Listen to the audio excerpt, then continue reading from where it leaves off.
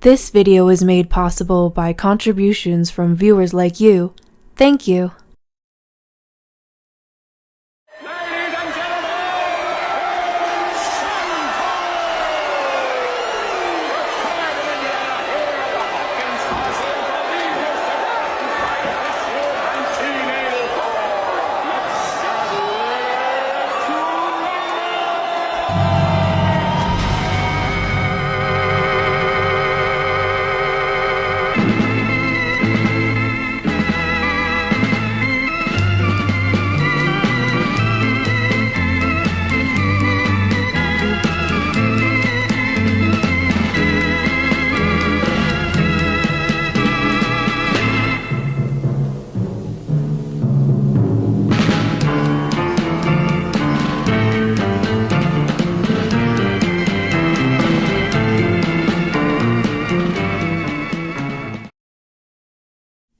In the world of professional wrestling, performers and athletes embody the characters we see on TV every week. Every single one of them is vying for a shot at fame, fortune, and championship belts to achieve a status among the cult of heroes that they grew up watching and admiring. Embodying a character and blurring the lines between your character and yourself is one of the easiest ways to get over with an audience. It used to be required before the curtain was pulled back and the crowd began to catch on to the scripted events of professional wrestling. Character personification was, and is nowhere in the world done better than with the Mexican masked wrestler, the luchador. These fighters go out not only as men and women, but superheroes with entire alter egos, donning signature tights, masks, capes, lights, scales, and even taxidermied heads to the ring to battle each other in a constant struggle that only stops when the company folds. Siento que para el público también es incluso hasta igual de importante la máscara que para el luchador mismo, porque al final de cuentas el público es el que apoya al luchador cuando está peleando. Como fan, pues sigues al luchador desde sus inicios, cómo va creciendo, cómo va esto. Lo apoyas todo el tiempo, es como casarte con un equipo de fútbol o tener un bando, te digo. Si tu luchador favorito pierde la máscara, pues es una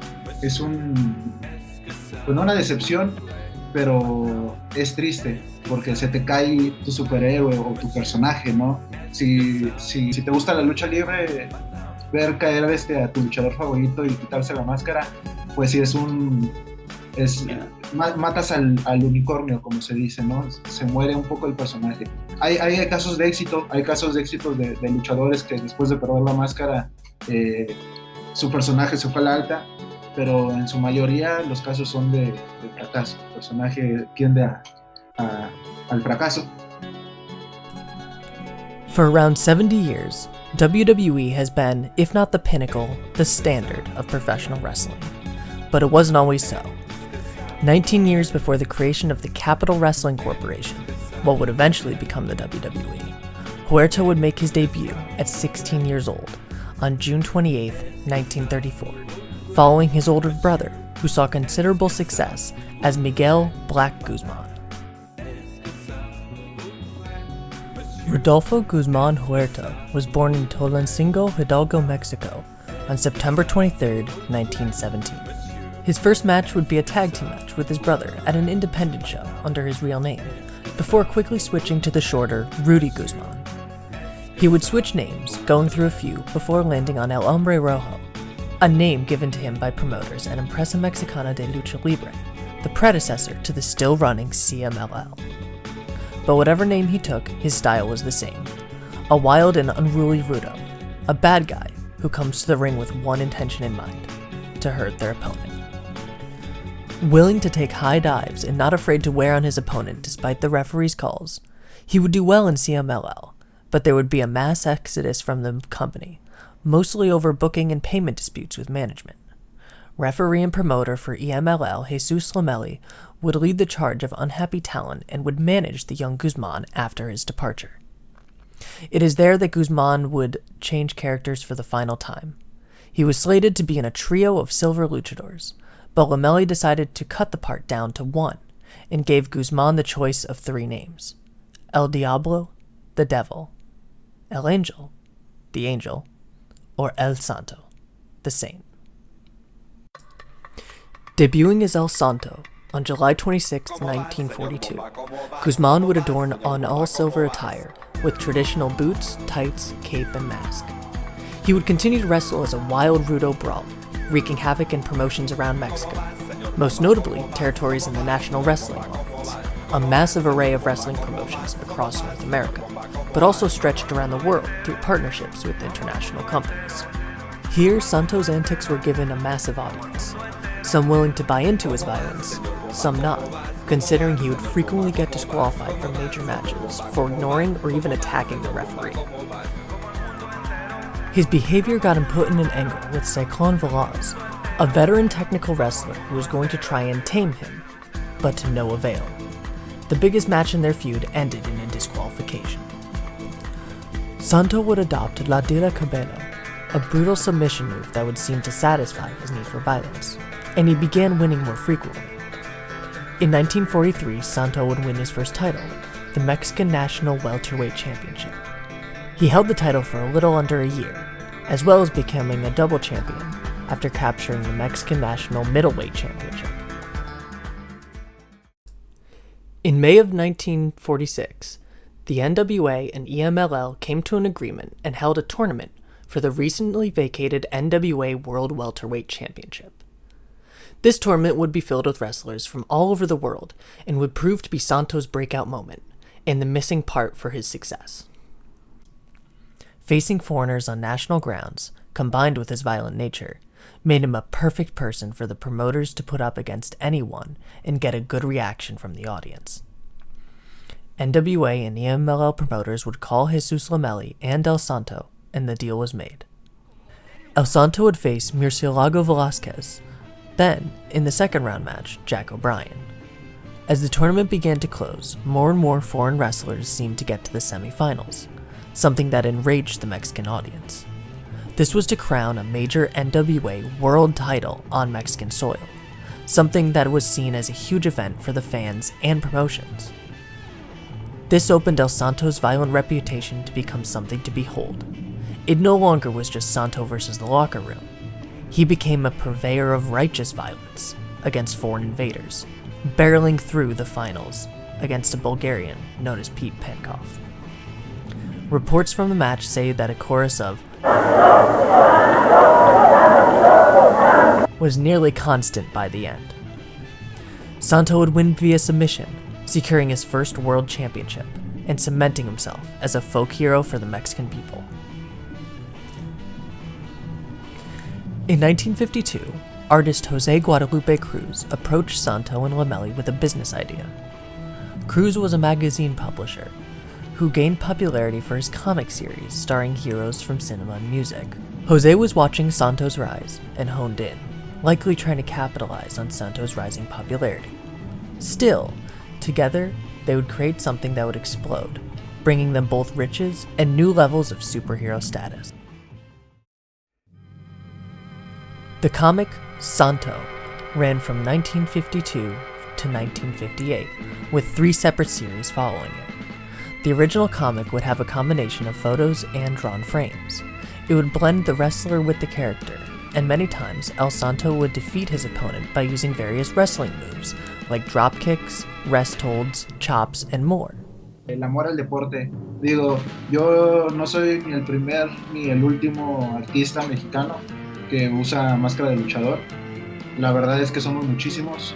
Hay toda una cultura de artistas que usan máscara de luchador, pero hacen stickers, hacen ropa, hacen arte digital, hacen fotografía incluso. Lo que a todos nos une es el gusto por el deporte. Entonces, pues ya que no podemos como desarrollar tal vez un personaje o caracterizarnos para estar arriba de un ring peleando, pues nos caracterizamos para compartir lo que sabemos hacer, que es arte, ¿no? El Santo would originally portray himself in all photos and promotional materials, but in 1974, due to growing popularity with his wrestling commitments and now appearances in movies, Mexican bodybuilder Hector Plego would have to take up the mantle for the comics. He would trade in the classic wrestling tights for silver trunks and a holster belt. Hector would also slightly change the mask by adding a black and white S logo on the forehead.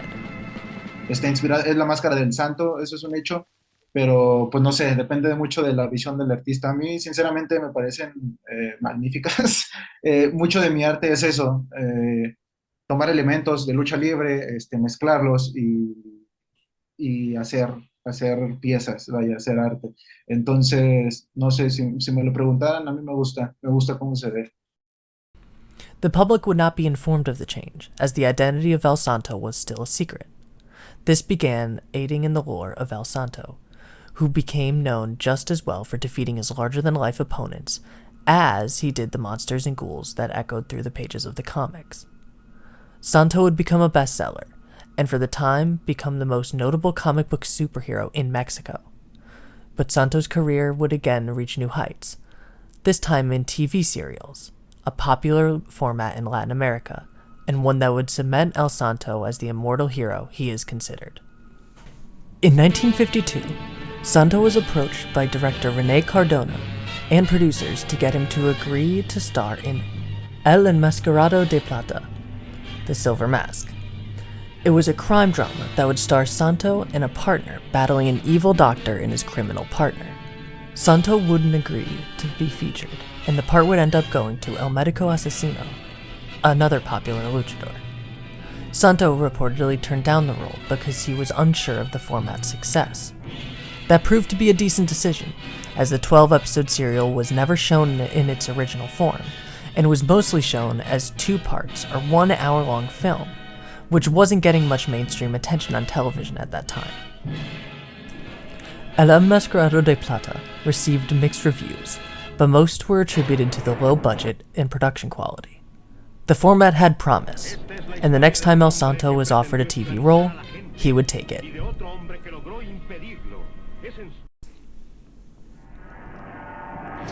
In 1958, Santo would star in Cerebro del Mal, where he would play a Batman-like version of himself aiding Mexican police in catching Dr. Campos, played by Joaquin Cordero. Santo would get help from Campos' own secretary Elisa and her love interest Gerardo. The film ends with Elisa and Gerardo at an airport talking with police about Santo's heroics, with the now famous line, "They are citizens of the world. Their duty has no frontiers. They hide their identities behind a mask to do good for humanity."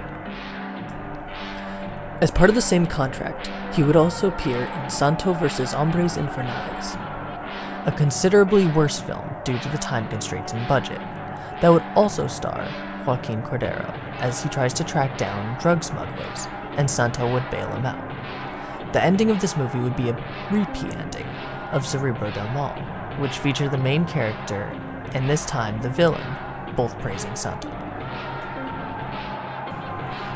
The endings of both of these movies were rushed, and by today's standards, having everyone universally praising someone at the end of a movie feels very cliché.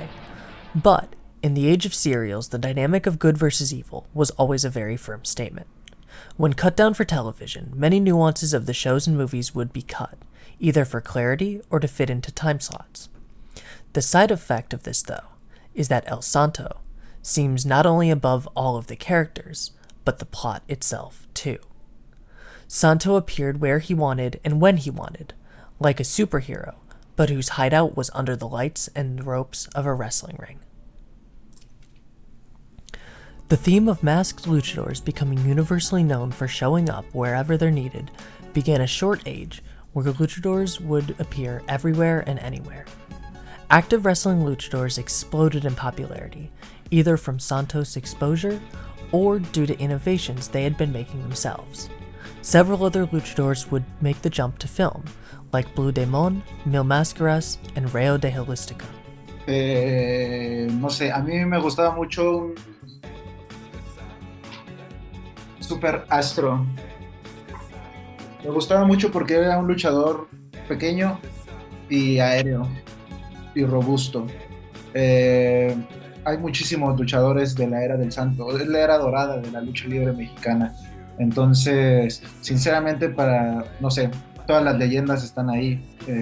Superastro, Super Muñeco, Tinieblas, Mil Máscaras, Dos Caras, Cien Caras, Universo Año 2000, El Negro Casas.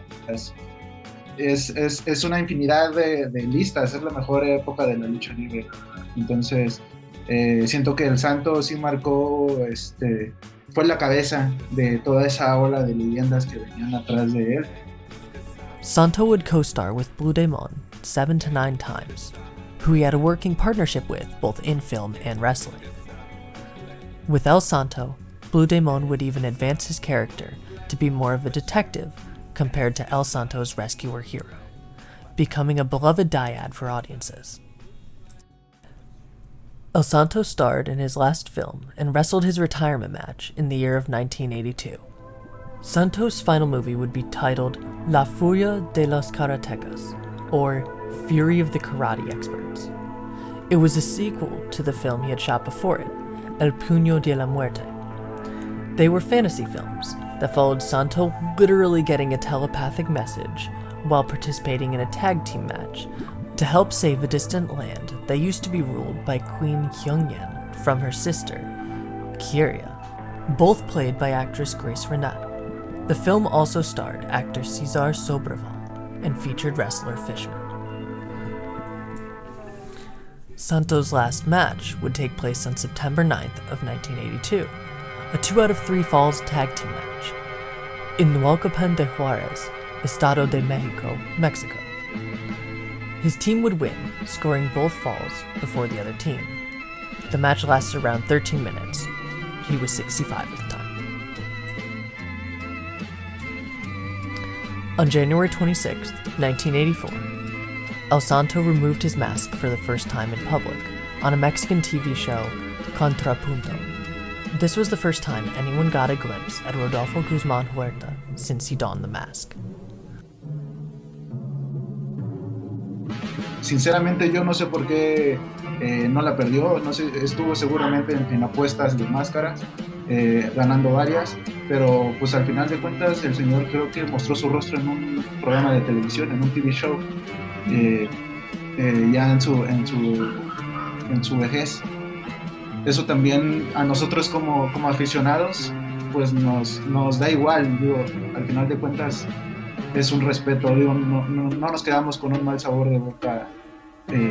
Siento yo que el pueblo mexicano se admiró, se aprovechó, se quiso mucho la figura del Santo como sociedad y hasta la fecha pues es un estandarte del deporte.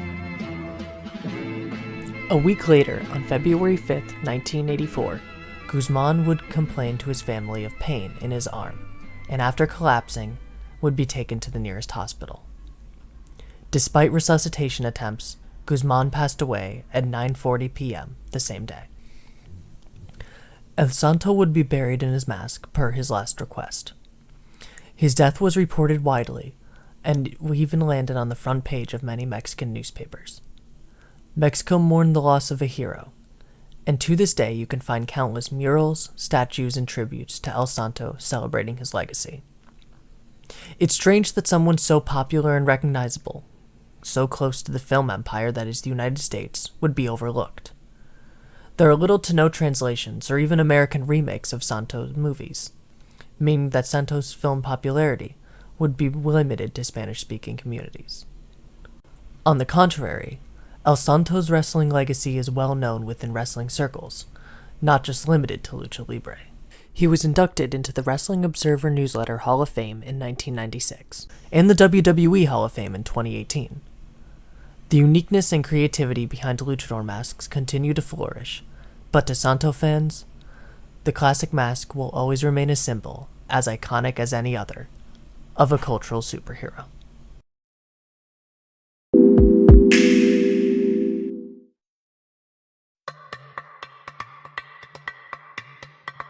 ¿Cómo vas, señor Bomba? ¿Cómo vas? ¿Cómo vas, señor Bomba? ¿Cómo vas?